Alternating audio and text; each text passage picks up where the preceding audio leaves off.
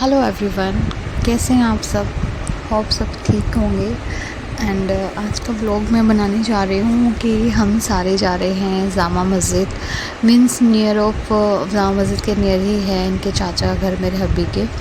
तो हम रेडी हो रहे थे फटाफट फास्ट मोड पे, क्योंकि एज़ यूजुअल मैं हमेशा ही लेट हो जाती हूँ और इस दिन भी मैं काफ़ी लेट हो गई थी। एंड थोड़ी सी मैं डस्टिंग वगैरह कर रही थी ड्रेसिंग की, तो वहाँ पे मुझे ब्लीच मतलब गिर गई मेरे आगे खुद ही। तो मैंने सोचा कर लेते फटाफट से ब्लीच। तो मैंने फास्ट मोड पे झटाझट से ब्लीच करी है। इवन मैंने ब्रश वगैरह भी नहीं सर्च आउट किया ब्लीच के लिए, मैंने अपनी फिंगर को एज अ ब्रश यूज़ कर लिया है। सो उसके दौरान मेरा एक पार्सल आ गया था। वैसे तो मैं सोच रही थी आई विश कि ये पहले आ जाता ताकि मैं इसको ही रेडी कर लेती, क्योंकि आयरन वगैरह दोबारा से करना ही पड़ता है पार्सल जो भी आए होते हैं, क्योंकि उसमें थोड़ी सी वो रिंकल्स होते हैं कपड़ों में, और ये तो रेयॉन है तो इसमें तो खास करके होगा। तो वैसे मैंने अपार्ट फ्रॉम इसके अलावा रेडी किया हुआ है अपना ड्रेसअप जो मुझे वियर करके जाना है। बट मैंने सोचा था कि अगर ये टाइम पे आ जाता तो मैं कर लेती इसे, बट ये लेट आया है। जैसे कि आप देख रहे हैं इसमें कितने सारे रिंकल्स पड़े हुए हैं। सो मैं अपना मूड चेंज कर लिया, मैंने फिर अपना वही पहना जो मैंने एक ऑप्शनल निकाल के रखा हुआ था। और फटाफट से मैंने हेयर्स पे रोल करने स्टार्ट कर दिए, क्योंकि टाइम ऑलरेडी कम था और मेरी बेटी इस टाइम पे सो रही है। तो उस टाइम पे मुझे थोड़ा टाइम भी मिल गया फटाफट से रोल वगैरह करने के लिए। तो मैं यहाँ झटाझट रोल्स कर रही हूँ अपने हेयर को, ताकि मेरी बेटी जैसे मतलब उठने वाली थी, बीच में मेल भी रही थी वो, तो मैं उसे थोड़ा बहुत मतलब हिलाकर बात भी कर रही हूँ ताकि वो रोए ना, परेशान ना करे। उठने ही वाली हो प्रॉपरली, आँख खोल रही है बंद कर रही है इस तरह से। तो ऑलमोस्ट मेरे रोल्स हो ही गए हैं, देख रहे हो आप। आधे अगर हेयर्स के रोल्स हो जाते हैं तो आधे में ज़्यादा वक्त नहीं लगता है। ओवरऑल 20 to 25 मिनट्स का ही टाइम लेते हैं ज़्यादातर। तो हम निकल चुके हैं कैब बुक करके जामा मस्जिद के लिए, दरियागंज।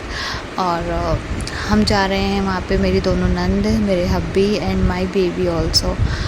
तो जैसा कि मैं आपको बता रही हूँ कि वहाँ का एक्चुअली मैं वहाँ का शूट नहीं कर सकती उनके घर का, बिकॉज़ जिस रीज़न से हम वहाँ जा रहे हैं वो मुखालिफ नहीं होती है वो चीज़ें, सिचुएशन कि मैं वहाँ का शूट करूँ वीडियो। एक्चुअली मेरे चाचा ससुर का इंतकाल हो गया है, तो उनकी ताज़ियत में जा रहे थे हम आफ्टर सम डेज़, मतलब आफ्टर उनके इंतकाल के 10 डेज़ बाद। तो इसलिए मैंने वहाँ पे वीडियो रिकॉर्ड करना क्या कहते हैं उसे मुनासिब नहीं समझा। यस। तो हमने इवन वहाँ पे खाना भी नहीं खाया, शाम हो गई थी ऑलमोस्ट। तो हम आ गए थे असलम चिकन कॉर्नर। मेरे हस्बैंड ने कहा चलो यहाँ से अब आ गए हैं तो खाना खा के चलते। तो हम एंटर कर चुके हैं चिकन कॉर्नर के अंदर। और ये जो न्यू फ्रेंचाइजी खोली है इन्होंने असलम वालों ने, काफ़ी अच्छा और काफ़ी डेकोरेटिव है। इवन आप अपनी फैमिली के साथ काफ़ी इंजॉय करोगे अगर यहाँ पहुँचते हैं। तो इतना रश रहता है यहाँ पे, वो गाइस सीरियसली कई बार तो वेटिंग पे भी चला जाता है। और वेटिंग के लिए भी ऐसा नहीं खड़ा होना पड़ेगा, इन्होंने अच्छा खासा इंतज़ाम किया हुआ है और काफ़ी सारे वर्कर्स हैं, जैसे कि आप देख रहे हो लुक वाइज भी ऑसम है। बाकी जो पुराना वाला असलम चिकन है वहाँ पे भी हम गए हुए हैं, वहाँ पे भी सेम ही शेड्यूल ही है इनका। मतलब वहाँ पर तो इतना ज़्यादा रश है, ऊपर से जगह भी कम है। तो ये इन्होंने दूसरा खोला है नियर ऑफ उसी पुराने वाले के पास में। तो यहाँ पे सिटिंग एरिया वगैरह वहाँ से काफ़ी बेहतर है, अपडेटेड है। और मेरी बेटी अपनी फुप्पो के साथ खेल रही है, बातें कर रही है, और मेरे हस्बैंड ने तो फटाफट से खाना स्टार्ट कर दिया because he is very hungry. And you can say कि ये फूडी काफ़ी हैं, देख कर उनकी सेहत को पता लग ही रहा होगा। और एमन तो एज़ यूजुअल अभी दूध पर ही है, वो सिर्फ दूध ही पीती है। इनफैक्ट अभी सम डेज़ हुए हैं कि मैंने उनका सॉलिड फूड स्टार्ट किया है, तो वो हम बाहर लेके नहीं जा सकते, इसलिए दूध ही था। और यहाँ हम लोगों ने भी अब स्टार्ट कर दिया है खाना खाना, जो कि असलम चिकन का टेस्टी तो था यार, नो डाउट, बट इतना ज़्यादा बटर रखा हुआ था उन्होंने चिकन में, टू मच वाला। इनफैक्ट मेरी बड़ी वाली नंद को तो बटर वैसे भी सूट नहीं करता, उनको तो घर जाके उल्टियाँ हो गई थी भाई गोड, जबकि उन्होंने इतना खाया भी नहीं था।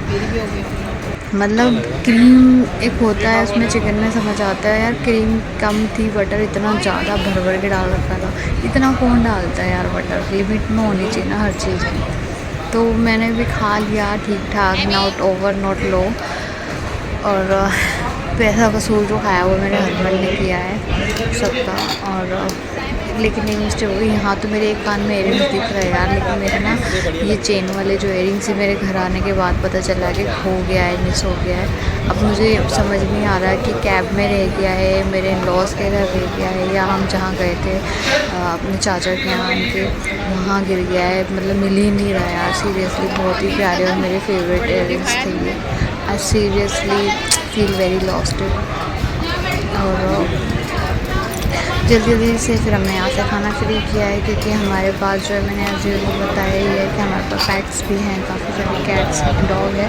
तो ये लोग भी ज़्यादा देर घर पे अकेले नहीं रहते हैं, क्योंकि नहीं देखते हैं किसी को तो परेशान हो जाते हैं। बुलेट हालांकि बाहर बंदा होता है हमारा जो डॉग है, बट फिर भी वो बार्क करना स्टार्ट कर देता है लंबे टाइम तक अगर नहीं देखता है। तो इसलिए हमें घर पे भी जल्दी लौटना था। और एमन को अभी भूख नहीं लग रही है, तो मैडम फ़िलहाल बस निप्पल को बाइट कर रहे हैं, बिकॉज़ हर चीज़ about to come, so that's why. And अब उसकी बड़ी पप्पो के पास बैठी है एमन, और बस समझने की कोशिश कर रही है कि हाँ जो मूवमेंट होती है उसके आसपास, एक्टिविटी होती है उसको देखती है, समझती है।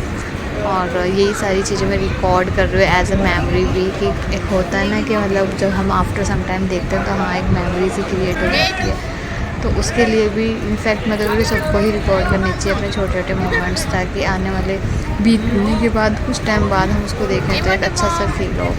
तो यहाँ अब हम निकलने लगे हैं चिकन कॉर्नर से बाहर। मेरे हस्बैंड पेमेंट कर दी थी, और यहाँ पर निकलने के बाद ही हमने देखा मोहब्बत का शरबत। ओह माय गॉड, वो भी ईरान के गेटअप में। तो हमने यहाँ पे सबने मोहब्बत का शरबत पिया, हालांकि पेट में इतनी जगह थी नहीं, फिर भी हमने ले लिया। शरबत की जहाँ तक बात की जाए बहुत टेस्टी था नो डाउट, लेकिन जो इसमें रोज़ एसेंस होता है ना इतना ज़्यादा डाला हुआ था कि ना दिमाग में चढ़ रहा था। जब मतलब हम बाइट कर रहे हैं इसको, जैसे वाटरमेलन जो डला हुआ है इसमें, या हम पी रहे हैं तो तुम नाक में से चढ़ रहा था, इतना लिमिट ऑफ ओवर डाल रखा था। एक होता है 2-1 ड्रॉप डाल देना सिर्फ हल्की सी, बट फिर भी ले लिया तो पीना तो पड़ेगा, क्योंकि एक तो पेट में जगह नहीं थी, इतना ओवर खा लिया था, ऊपर से बटर इतना था उसमें कि अभी भी दिमाग पे चढ़ा हुआ है। तो ओवरऑल अच्छा रहा दिन और वहाँ जाना, क्योंकि जाना भी ज़रूरी था। ऐसे में अब हम रिटर्न हो चुके हैं घर के लिए वापसी, क्योंकि हमारे पेट्स भी ऑलरेडी वेट कर रहे हैं। काफ़ी देर हो गई थी हमें निकले हुए, आने जाने में इनफैक्ट ज़्यादा टाइम लग गया था। So see you in next video guys, bye, have a nice day, take care.